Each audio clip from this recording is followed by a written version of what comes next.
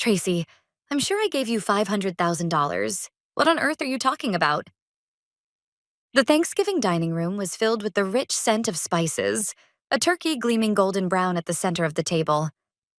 I was thanking my Aunt Sandra for the bicycle she had supposedly given me as a gift. She stared at me with a deeply puzzled expression and replied, "I didn't give you any bicycle." At the moment she said that, holding a fine crystal wine glass in her hand, I heard a sound in my ears, as if something had irreparably shattered. I gently set down the silver fork I was holding and met my aunt's unwavering gaze. $500,000? Yes. You travel all over the world for work, don't you? That's why I gave you money instead of some object. I transferred it to your account. With that amount, you could easily buy a top-of-the-line Mercedes Benz. Before she had even finished speaking, my younger sister Emma, who was sitting across from me, began coughing violently. The coffee she had been drinking splashed onto her pristine white silk dress, but she didn't even try to wipe it off. She was staring at our aunt in shock. The hand of my mother, Kathy Irving, who was seated beside her, was trembling slightly as well. She took a hurried sip of red wine, as if trying to escape, but her eyes darted restlessly, unable to focus on anything. I chose my words carefully, keeping my voice as calm as possible. "Aunt, thank you very much, but that's strange. What was delivered in front of my house was definitely a rusty used bicycle, almost 10 years old." Used? My aunt's eyebrows shot up in suspicion. Yes. A few days ago, my mother called me and said, "It's a gift from Aunt Sandra. She asked me to send you an old bicycle she used to use so you wouldn't get out of shape." Right now, what's sitting in the bike parking area of my apartment is that old fitness bike. The chain is off and the basket is bent. Silence spread across the dining table. My aunt was a hard-nosed businesswoman who had built a real estate empire from nothing. I watched calmly as doubt and sharp anger blended together in her eyes. "Kathy, explain this to me." Her voice was low and cold. "A few weeks ago, I definitely deposited $500,000 into the account I share with Tracy. And I told you, let Tracy know and let her choose whatever she likes. Why has my gift been replaced with a bicycle?" My mother's mouth opened and closed soundlessly as she cast a pleading look toward Emma, seated beside her. But Emma was staring intently at her smartphone, her fingers moving frantically across the screen. It was as if she were desperately trying to erase something of hers from existence right then and there. "Well, Sandra, that's just some kind of mistake. Tracy must be misunderstanding something." My mother's voice cracked, utterly lacking in conviction. I lowered my gaze to my fingertips. "I make my living as a cybercrime investigator, tracking down numbers that have vanished into the digital shadows, working for governments and international banks. The specific figure my aunt mentioned, $500,000. My mother's obvious agitation, and my sister's fingers constantly trying to hide her phone. My professional instincts were quietly, but powerfully, telling me the truth. Beneath this lavish Thanksgiving dinner lay a nauseating betrayal, carried out by my own flesh and blood. My consciousness drifted back 10 days earlier. It was on a Monday in November, with a cold winter wind blowing outside. My office, my workplace, was wrapped as usual in a sterile, inorganic silence. I was deeply focused on analyzing a complex international money laundering scheme spread across multiple monitors. That silence was broken by the dull vibration of my smartphone. The name on the screen was my sister's, Emma. "Hey, Tracy, about Thanksgiving this year." Her voice coming through the speaker sounded oddly buoyant, unnaturally cheerful. "You said you've got tons of work piled up, right? So you don't have to push yourself to come back here for Thanksgiving this year. Mom also said this is an important time for Tracy's career, so we should let her rest. Plane tickets are expensive anyway. Use that money for yourself." I took my fingers off the keyboard. It was the first time in my life Emma had ever worried about my job. For 33 years, she had never once spent time or consideration on anyone but herself. "I can adjust my schedule. I'll talk to Aunt Sandra directly." "No, she's apparently super busy right now. Anyway, that's how it is. We'll handle things here, so you just relax over there. Okay? Love you. The call ended abruptly. For a while, I stared at the darkened screen. Each of her words lingered in my mind like the kind of inconsistent data I deal with at work, leaving behind a quiet but persistent dissonance. The very next day, a large delivery truck pulled up in front of my apartment building. Miss Tracy Irving, correct? This delivery is from Ms. Kathy Irving. A gift from my mother? Feeling uneasy, I went to receive it. And what was placed in front of me was not a gift box, but a bicycle. No, calling it a bicycle felt far too generous. It looked like a piece of junk salvaged straight from a landfill. The entire frame was covered in stubborn rust. The handlebars were warped. The chain had completely come off, the front basket was dented in multiple places, and the tires were flat, crushed beyond hope. Attached to the base of the handlebars was a card, written in my mother's handwriting. To Tracy, Aunt Sandra has been worried about your health since you sit all day, so she decided to give you a bicycle she used to love. It's a bit old, but it should be enough to get your body moving, don't you think? Don't waste your aunt's kindness. Use it gratefully. I stopped just short of touching the rusted metal. My aunt is an extremely strict woman, but she also values only the very highest quality. Would she really give her niece a bicycle so decrepit it felt downright dangerous, all for my health? And then there was Emma's almost obsessive insistence that I not come home. A quiet but inextinguishable flame of suspicion ignited inside me. I immediately rebooked the earliest available flight and began preparing to return to my parents' house. To see with my own eyes what they were trying to hide. On the plane, I checked my sister Emma's Instagram. Her account, boasting over 100,000 followers as an influencer selling a luxury lifestyle, was overflowing with dazzling lies. One photo in particular caught my attention. The background was an upscale residential neighborhood. Front and center sat a pristine white Mercedes Benz G-Class. So new I could almost smell the leather. Emma was leaning casually against the hood, a champagne flute in hand, wearing a smile as radiant as it was triumphant. The caption read, "The best reward for myself. Hard work never betrays you. Hash Mercedes Benz, hash class, hash luxury life, hash gift to myself."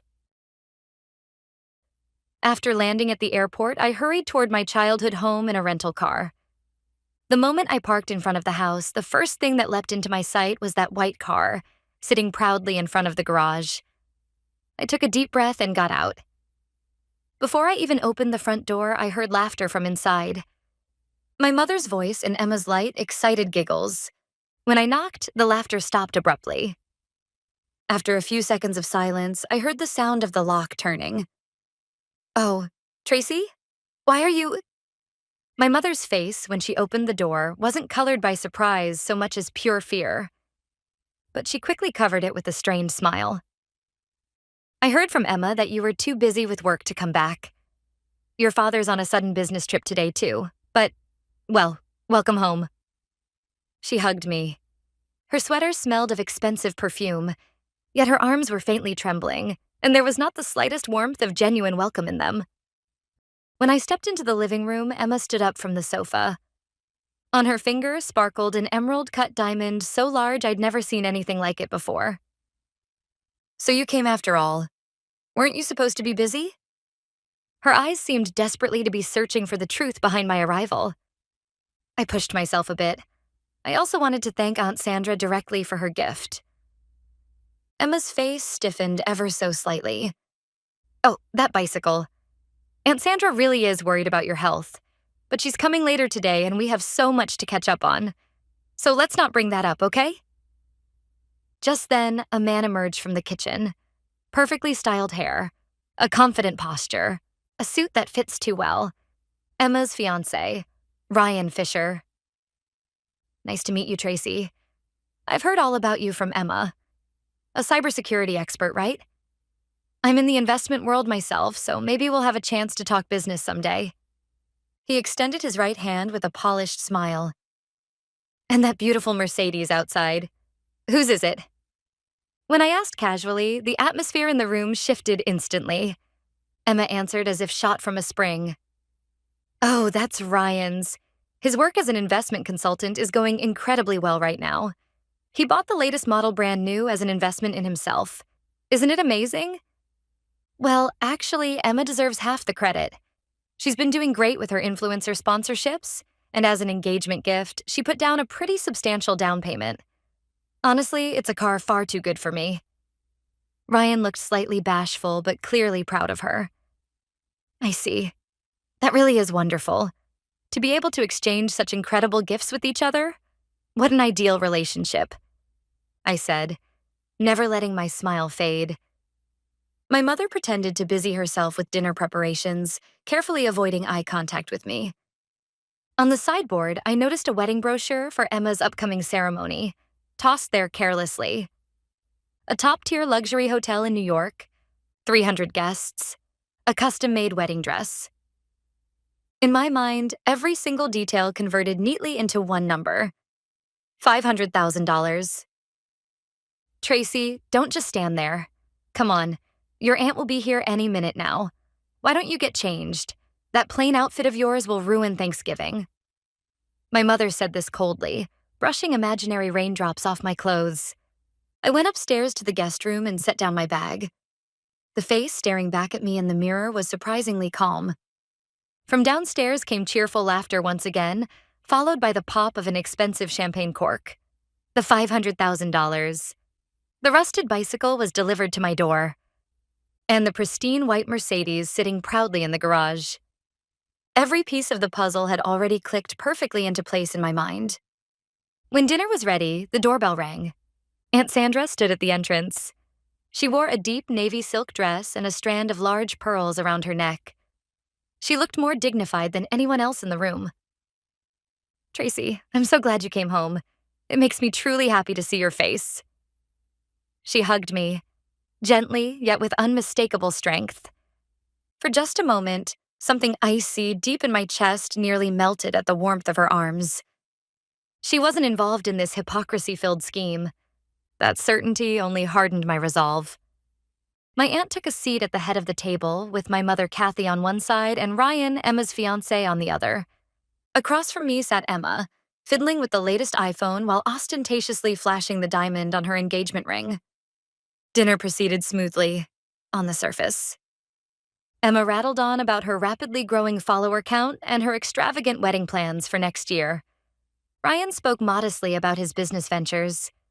My mother watched the two of them with dazzled, almost proud eyes, occasionally turning to me to offer barbed advice like, "You should polish yourself a bit more too, Tracy."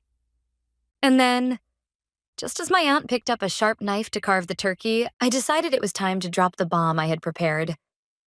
By the way, Aunt Sandra, please allow me to thank you properly. My voice was calmer and clearer than I had expected. Thank you so much for the bicycle. I'll be sure to take good care of it. In that instant, the knife struck the plate with a sharp clang that echoed through the room. My aunt froze mid-motion and slowly lifted her head. Her eyes wavered with deep confusion and an unnamed sense of dread. A bicycle? Tracy, what are you talking about? Her voice was low, heavy with bewilderment. What I gave you was $500,000. How does that turn into a bicycle? The moment those words fell, Emma, sitting across from me, violently spit out the coffee she had been drinking. What are you? Her face flushed red as she choked, her eyes wide with terror. Beside her, my mother dropped her fork. It clattered uselessly against the fine porcelain. I tilted my head deliberately and looked at my aunt. But Aunt Sandra, what arrived at my apartment was an old, rust-covered used fitness bike, one you were said to have used yourself. Mom handed it to me saying, "It's a gift from your aunt, worried about your health." What did you say? I could see the color draining rapidly from my aunt's face. She slowly placed the knife down on the table, her gaze piercing straight through my trembling mother. Kathy, why has my gift been swapped for something like that? Well, Sandra, it's just some kind of mix-up. You know, today is Thanksgiving. Let's not get caught up in little details. Little details? My aunt's voice sliced through the room like a blade of ice. $500,000 disappearing, and my niece receiving a piece of junk instead. That is a little detail to you? At that moment, Ryan, who had remained silent, finally spoke. Now, Aunt Sandra. This must be some kind of clerical error. I'll contact the bank tomorrow. For now, let's just enjoy this wonderful meal. No, Ryan. That won't be necessary. I reached into my bag, took out a thick file of documents, and placed it squarely on the table. Whether it was a mistake or not, we can confirm that right here, right now. Aunt Sandra, to be honest, over the past few days, there was something I simply couldn't shake, so I did a bit of my own investigation. I stood up and opened my tablet. I watched with cold satisfaction as my mother's and Emma's faces drained of color in the glow of the screen. This was where my real work, as a professional, began. Tracy, what is all this? Aunt Sandra stared sharply at the display. Aunt Sandra, this is where your $500,000 went. I tapped the screen. Bank transaction records appeared. November 14th, 2025. You did, in fact, deposit $500,000 into my account. But just 20 hours later, at 10 a.m. on November 15th, nearly the entire amount, $499,800, was wired to an external account. And the recipient's name is, sitting right there at this table, Emma Irving. What? Ryan, seated next to her, looked at Emma in shock. Emma, what is this supposed to mean?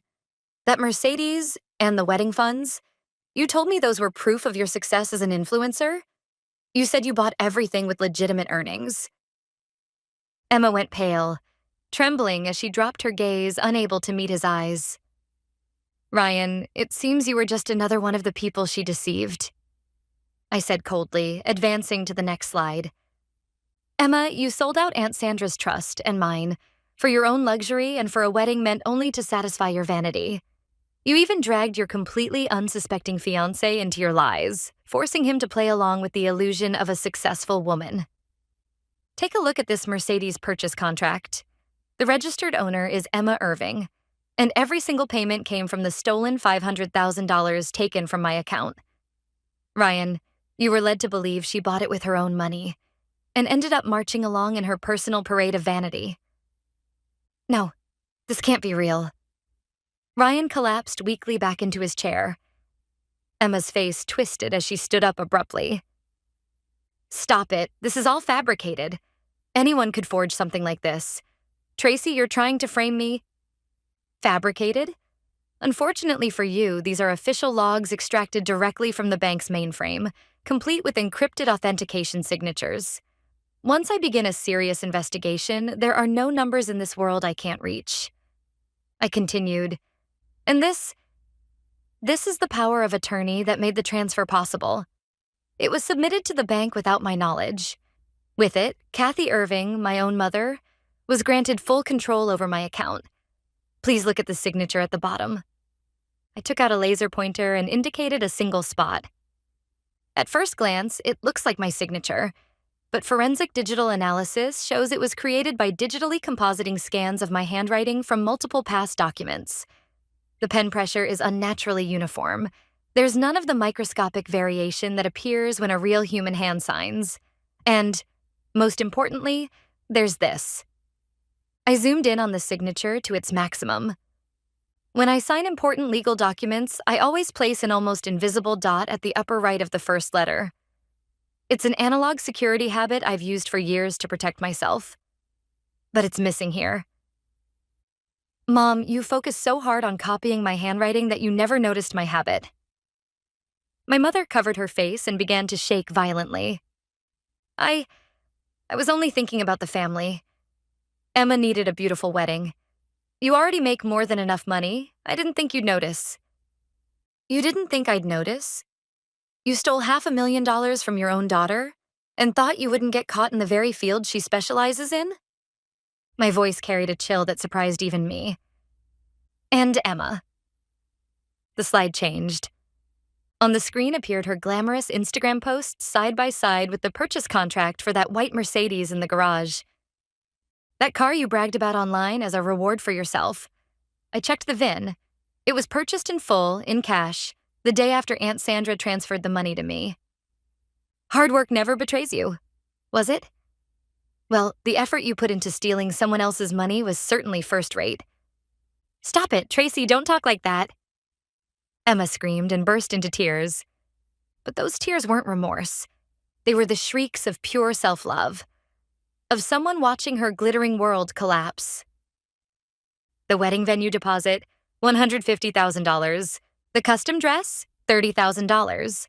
The prefabricated luxury resort trip in Fiji, $20,000.